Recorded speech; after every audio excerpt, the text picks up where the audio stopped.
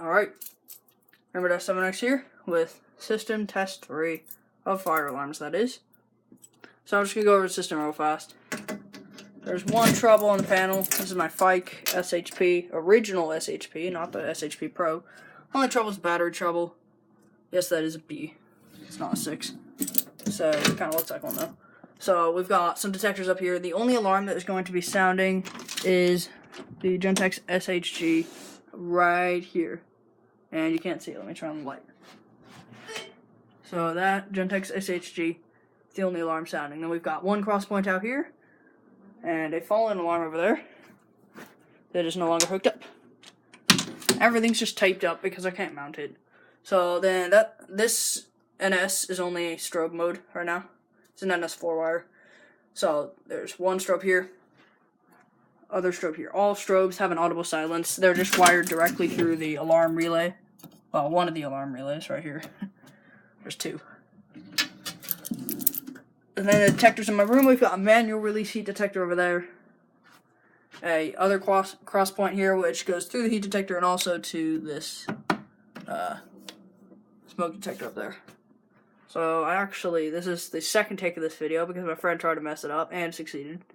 So I gotta wait for these detectors to cool down a bit. So I guess I'll show this panel a little bit. This is the first time we've seen this one. This is an unknown panel that was in a Notifier SGL 404 case. Got it from Old Church. Only one zone works, zone 2. The other zone just doesn't activate, and it doesn't even detect troubles. It's just hooked up to this smoke detector, which I also got from there. I have 8 of these. And the LED on the smoke detector is just wired through the alarm relay of this. It is not independent to that detector for whatever reason. Not sure why. So, let's just cool down. It's good enough. Alright, so let's set it off. First, we're going to activate the cross point outside. Out here. And activate this sound.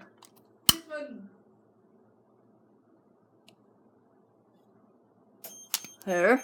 First system activation. So as we can see, oh, maybe not. Maybe we can see. We're in the alarm state. Input 2 activated. First alarm. So that's battery trouble. Input 2 activated. First alarm. So now I'm going to go ahead and activate this detector. Activate this second activation.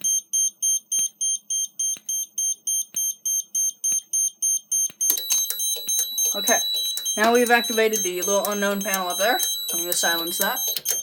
And silence SHP, which will continue the countdown. So now it is in the pre-discharge countdown mode. So we are just waiting. And as you can see, the alarm LED came up on that smoke detector, even though it was not activated. So now we are just waiting for release.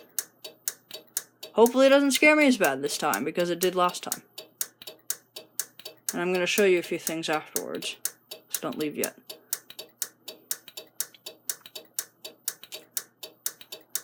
I should play the Jeopardy music right now.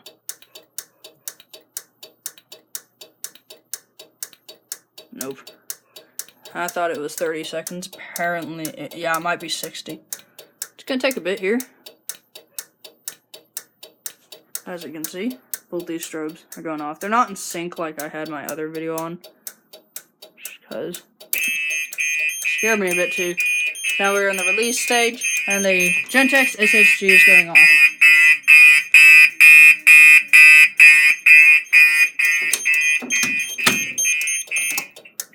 Okay, still strobe audible silence, including the Gentex SHG out here, as we can see. So now let's check the heat detectors. That one's cooled enough. And I'll check the one out here. There's Malcolm. Shows up in almost every one of my videos. Except my first one. Okay. So now that's done. I'm going to reset Fike SHP. And let's reset the little notifier panel. Okay. So now I'm just going to demonstrate the manual release detector activation. So actually first time, I have actually gotten full end-of-line resistors in all my devices, so that's going to cause trouble on the panel. And see, that's not the battery trouble. Gotta wait a second for the battery trouble. Yep, there it is. So now, I will activate the manual release detector. Guess I'll warn everyone, because it's gonna be kind of loud. Warning, it's gonna go off one more time. Okay, I just gotta tell everyone, because otherwise they're gonna get mad.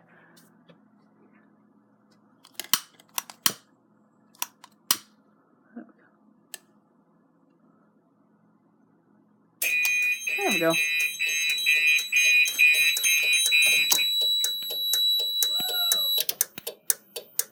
Now we just have full-on release, input 3, activated. There's no first alarm because it's not a cross point. So yeah, I guess we have to wait a second for this detector to cool down. It's actually not too bad. I'm actually gonna clean it off a bit though, because it got like some charring. And I'm gonna reuse all these detectors for system test 4, which I'm also gonna set up today. I'm gonna swap panels. Okay. I think it's good. Let's reset. And reset the little panel. Alright. That was Fire Alarm System Test 3. Took me long enough, gosh.